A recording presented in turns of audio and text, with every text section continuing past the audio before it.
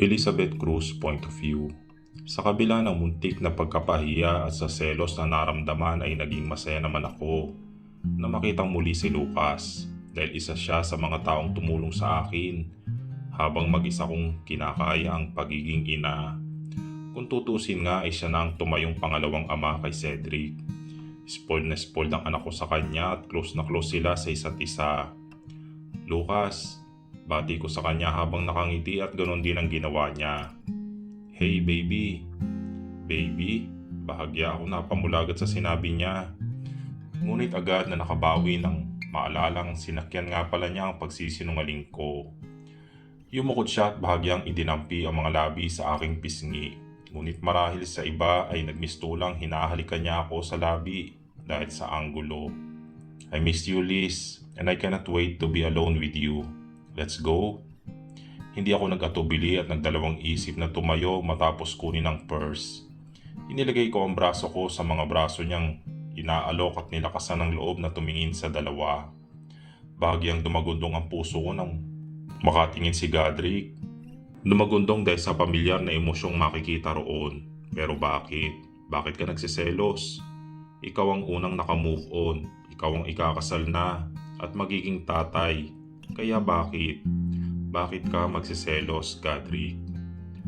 Oh, they look so sweet, honey. I believe we haven't met, Mr. Rason. I'm Dr. Grace Pasqua. Bahagyang lumayo si Grace kay Godric at inilahad ang kamay kay Lucas. I believe we haven't. It's a pleasure meeting you. I heard the news. Congratulations to you both. Maginoong tugon ni Lucas na sandaling nakipagdaupang palad at kagad itong binitawan. Halos dumaloy naman ang inig sa buong katawan ko dahil sa tono niya. Noong una ay bahagya pang malumanay ang tono niya. Ngunit nang bumati na siya ay naging malamig na ito at alam kong nakadirekta ito sa aking ex. Dahil malapit na kaibigan ay hindi naman lingid kay Lucas ang damdamin ko hanggang ngayon. Muling bumalik si Grace sa tabi ni Godric. I kept thinking about your name, Rason. Related ka ba sa Rason Solutions, the multi-billionaire company that's famous sa software, antivirus and any technology gadgets? Surely you are not, right? Masyado namang coincidence yun. Bahagya akong nakagat ang dila ko sa paraan ng pagsasalita ni Grace. Na para bang imposible na ang lalaking katabi ko ngayon ay magiging isa sa mga mayayamang lalaki sa bansa. Na para bang ang mapapangasawa lang niya ang dapat na sikat at mayaman. Bago pa makasagot si Lucas ay inunahan ko na siya. Yes, related siya sa kanila dahil nagpakasal ang mga magulang nila. Alam mo ba, siya rin ang CEO ng M Furnitures. Sobrang humble lang talaga nitong boyfriend ko at ayaw na pinagmamalaki ang sarili niya. Bahagya ako napangiwi nang sabihin ko ang salitang boyfriend. Pero hindi ko ipinahalata dahil oras na para ako naman ang maging tagapagtanggol ni Lucas. Oras na para ako naman ang sumapu sa kanya. Bahagyang nawala ang ngiti sa labi ni Grace sa narinig na sinabi ko. Ngunit kaagad na itong bumalik. Is that so? Ang swerte mo talaga, Elizabeth. You have 2 billionaires in your life. Nakangiti pa rin sabi niya, ngunit bakas ang panguuyam doon. Grace, matigas na pagsuway ni Godric sa nobya at tumingin sa mga tao sa mesa. Please enjoy the rest of the night, ladies and gentlemen. Let's go. What's the rush, honey? Oh, by the way, Lucas and Elizabeth, I am personally inviting you guys sa ating celebration sa private resort ng fiancé ko sa Batangas. It's for the success of our launch. Ang ngiti niyang yun. Ang ngiting may alam ko noong nangyari sa Batangas. Ang lugar kung saan nangyari ang bangungot ko. At gusto niya akong pasakitan at dahil doon para ipailala sa akin ang nakaraan. At para bigyan ako ng panibagong masasamang alaala. Grace Pasqua, ano ba ang bagay na hindi mo alam sa akin? Tanong ko sa aking isipan. Habang nakatingin kay Grace at pagkuhan ay lumipat ang tingin ko kay Godric. Lahat ba ng tungkol sa ating dalawa ay nasabi mo sa kanya? Sabi ko sa aking isip. We will surely be there. Now let us go, baby. Inalalayan ako ni Lucas sa baywang ko at iginiya na patalikod sa kanila at nagpatangay na lang ako. Hinayaan ko siya hanggang na makasakay kami sa sasakyan niya. Nakaramdam ako ng pagsakit ng ulo ko. Kaya naman minasahe ko ito. Pasensya ka na kung pinangunahan kita, Liz. I'm sorry kung pumayag ako knowing that naputo lang sasabihin niya. It's okay. Okay lang, Lucas. Mabilis kong pagputol sa anumang sasabihin niya. Ako ang dapat na magpasalamat dahil sa pagliligtas mo na naman sa akin sa kahihiyan. At sorry rin kasi nagamit na naman kita. Nakukonsensya kong sabi habang nakatingin sa kanya. Bahagya siyang tumawa. Come on, wala na yun sa akin, Liz. Medyo nasanay na yata akong ginagamit mo eh. Pagbibiro niya at nakatanggap siya ng palo sa balikat mula sa akin. Joke lang. Ano ka ba? Ayos lang yun. We're friends. Napalunok ako at hindi maiwasang tingnan siya na may halong nakukonsensya at paghingi ng tawad. Hindi naman ako manhid at alam kong may nararamdaman pa rin sa akin si Lucas.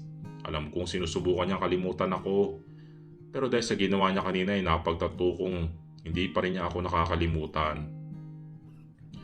Parehong taong hindi makalimot at nagmamahal pa rin sa ibang tao. Parehong may sugat pa rin hinihilom. I'm sorry, Lucas. Bigla niyang pinisil ang pisngi ko at hinila ito. Miss Cruz, I'm sorry pero hindi ka naman ganun kaganda. I'm over you, okay? Don't take it to heart, okay? Sasamahan kita sa kaibigan mo. Ako at bilang ninong ni Cedric. Kahit na alam kong pinapaganya lang ang loob ko ay tumango ako at ginawa rin sa kanya ito. Nagtawanan kaming dalawa at nagmamaneho na siyang muli. Habang nagmamaneho ay tinuro niya sa akin ang mga pasalubong niya at halos tumawa naman ang mga mata ko. Dahil halos mapuno na ang likuran ng kotse niya dahil sa mga laruan at damit na naroon. Nang makarating sa bahay ay dinig ang pagtili ni Cedric. Nang makita ang ninong niya at tumakbo na palapit. Nonong! Muli ay natawa ako sa tawag niya kay Lucas. Hanggang ngayon kasi ay hindi pa rin niya masabi ang ninong, kaya imbis ay nonong ang nasasabi niya. Masaya namang sinalubong ni Lucas ang anak ko at bahagyang ihahagi sa ere bago binuhat. Hello little Superman, did you miss Nonong? Yes, malakas na sagot ni Cedric. Kitang kita sa mukha ang saya. Sus, inuuto ka lang niyan. Inabot ko si Cedric at kinagat ang pisngi. Si Mami, hindi mo namimiss? Miss pero hindi bumibitiw sa ninong. Napaka-spoiled mo talaga anak. Kinuha ko ang matatabang braso niya at kinagat ang mga ito. Hindi halos magkamayo si Cedric sa pamimili ng mga laruang ibinigay ni Lucas. At tuwang-tuwa rin siya sa mga damit. Masaya namin siyang pinagmamasdan at pinagsasaluhan ng masarap na hapunan dahil hindi naman ako gaanong nakakain sa party. Nang matapos ang masayang kainan at reunion ay nagpaalam na si Lucas na makatulog si Cedric. Hinatid ko siya sa labas at nang papasok pa lang sana ay nagtaka naman ako dahil may tumatawag sa aking unregistered number. Noong una ay hindi ko ito pinansin, ngunit nang umulit ito ay pabuntong hininga ko itong sinagot at hindi kaagad na nagsalita. Isang bagay na natutunan ko kay Lloyd ay huwag sasagot kaagad ng hello kapag hindi mo kilala ang tumatawag. Dahil sa ganun daw ay maaaring makopya na ang boses ko o baka maging biktima raw ako ng voice phishing. I should be happy that you have moved on. I should be happy to see you smiling. Napatigil ako sa pagpasok sa loob at natuod sa kinatatayuan nang marinig ang boses niya. Nakainom ka ba? Automatikong galaw ng bibig ko nang marinig ang pamilyar na tono ng boses niya. Are you happy with him, Beth? Hindi pa man ako nakakasagot muli ay nagsalita na siya. Do you love him? Kinagat ko ang pang-ibabang labi ko sa tanong niya. Panibagong kasinungalingan na naman ba, Elizabeth? Kinagat ko ang pang-ibabang labi ko sa tanong niya. Panibagong kasinungalingan na naman ba, Elizabeth? Ilang oras pa lang ang nakakaraan ay dadagdagan mo na naman ang kasalanan mo. Oo, mahal ko siya, Godric. Mahal ko siya bilang kaibigan, sabi ko sa aking isip. Narinig ko siyang tumawa ng pagak. Good for you, Beth. Good for you. I am glad that someone helped while I was gone. Sasagot pa sana ako, ngunit pinutol na niya ang tawag kaya napatingin na lang ako sa cellphone ko. Hindi alam kung ano ang dapat na mararamdaman. Dapat ba akong matuwa na nagselo siya at mukhang apektado sa nakita? Dapat ba ako magalit dahil bakit parang pinaparating niya na mabilis akong nakamove on? Gayong siya itong engaged na? O dapat ba akong Masaktan dahil ganun kababaw ang tingin niya sa pagmamahal ko at naniniwala siya sa palabas namin ni Lucas. Pabuntong hininga akong bumalik sa loob at gulo-gulo ang isipang tinabihan ng anak ko. Hindi ko maintindihan ang gustong ipahiwatig ng daddy mo, anak. Matapos ang ilang araw ay sumapit ang araw ng beach celebration naman. 3 araw ito at 2 gabi. Ngunit dahil ayaw ko mawalay kay Cedric ay sinabi ko kay Lucas na sa ikalang araw na kami magpunta at bandang gabi na. Pagkatapos ito ay maaga rin kaming uuwi kinabukasan dahil ayaw kong magtagal doon at hindi ko paparusahan ang sarili ko.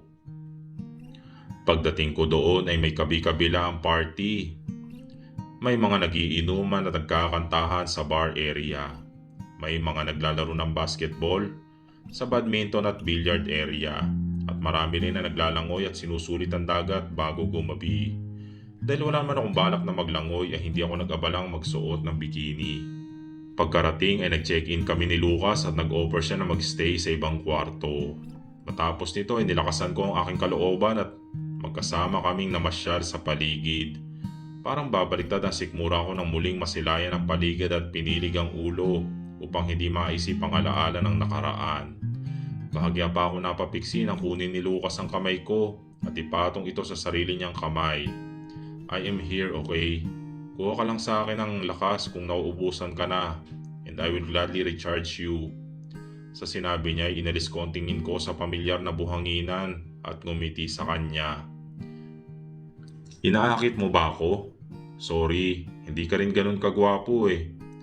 Tumatawa kong sabi na makalapit kami sa may dalampasigan at pinagmasdan ko ang paa ko at gumagawa ng marka. As if, sa gwapo kong ito Liz, hindi ko na kailangang mang-akit. Ang mga babae na mismo ang kusang lalapit sa akin. Wow, ang kapal niya. May tinatago ka rin palang angas, ano? Nakairap kong sabi at humalok kip-kip. You know it? Gusto mo ba ng maiinom? Yung light lang naman. Everyone's having fun so why can't we? Simula nang dumating sa buhay ko si Cedric ay naging madalang ang pag-inom ko. At sa tuwing mag-aaya lang ng inom sila Justin sa bahay ko nakakapuslit. Ayoko naman kasing magpakalango. Sige, yung light lang ha. Papayag ako at tumango siya. Bago naglakad patungo sa bar na hindi naman kalayuan sa dalampasigan. Hey, napalingon ako sa tumawag at nakita si Grace na nakapamewang. Nakasuot siya ng two-piece na Jaguar print na bikini. Ang ikinagulat ko ay ang hawak niyang wine. Hindi ba buntis ka? Bakit ka umiinom niyan? Hindi ko maiwasang saway dahil sa pag-alala sa pinagbubuntis niya. Gayunpaman ay baby niya ito at magiging kapatid ito ni Cedric. Bakit? Hindi ka ba uminom noong buntis ka rin? Nakangisi niyang tanong sabay inom ng kaunti. Tumigil ka nga. Ano ka ba? Hindi mo ba alam na masama yan sa baby? Inis kong sabi sa kanya sabay ago ng baso mula sa pagkakahawak niya. Ngumiti siya ng mapakla at tumawa ng pagak. Iyan. Yang walang kakwenta-kwentang pagmamalasakit mo ang laging sinasabi sa akin ni Godric. Kaaway mo ko, hindi ba? Inagaw ko ang lalaking mahal mo at tatay ng anak mo. Dapat galit ka o nagbabait-baitan ka lang. Pangasar niya at napailing na lang ako matapos itapon ng laman ng baso sa lapag. Napatiimbaga ako sa sinabi niya at napakuyom. Tama ka. Tama ka dahil hindi pa kita napapagbayad sa paggamit mo sa anak ko, Grace. Wala akong pakialam kung anong gagawin mo sa akin. Pero huwag ang anak ko dahil magkakaalaman tayo. Hindi kita aatrasan sa oras na kantiin mo siya. May himig pa nga akong sabi ko sa kanya at hindi pagbabanta. At hindi ako ganyan kababaw na tao. Oo nga at nagalit ako sa ginawa mo. Pero hindi sapat para pasakitan ka. Tatalikuran ko sana siya pero muli siya nagsalita. I told you to stay away from him. Bakit lapit ka pa rin ng lapit? Umaasa ka pa rin bang mahal ka niya? Are you still hoping that he will leave us for you and your son? Ikaw ang nag-imbita sa amin dito, Grace. Hindi makapaniwalang pagpapaalala ko sa kanya. Did I? Patay mali siyang tanong niya. You know what? Wala akong panahong makipagtalo sa'yo. Umakbang na ako papunta kay Lucas nang higitin niya ako sa braso. Teka, saan ka pupunta? Ayun ang dagat, Elizabeth. Hindi ba't doon nakatira ang mga isdang kagaya mo? Or wait, that's actually wrong. Ikaw nga palang namingwit sa dalawang malaking isda. Bahagyang napakunot ang noo ko sa inaasal niya. Ayos ka lang ba? May iniinom ka ba? Ako? Wala. And please don't pretend to be concerned. We are enemies at all. Inis niyang sabi at bahagyang hinimas ang tiyan at napangiwi. Kung may pakialam ka sa dinadala mo ay alagaan mo ang sarili mo. Naiiling kong payo sa kanya. Oo, kasi magaling kang ina. Kasi mabait ka. Kasi ikaw ang the best. Ikaw ang pinagagawa ng dalawang malalaking lalaki. Ikaw na, Elizabeth. Ikaw na. Wala akong pakialam kung anong gagawin ko sa sarili ko dahil katawan ko ito. Imbis na pagtalo pa sa kanya ay tumalikod na ako.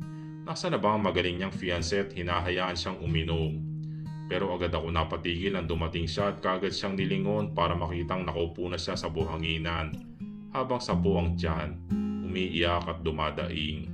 Napatutop ako sa bibig nang makita ang dugong ngayon ay kumakalat sa kanyang hita at buhanginan. Itutuloy.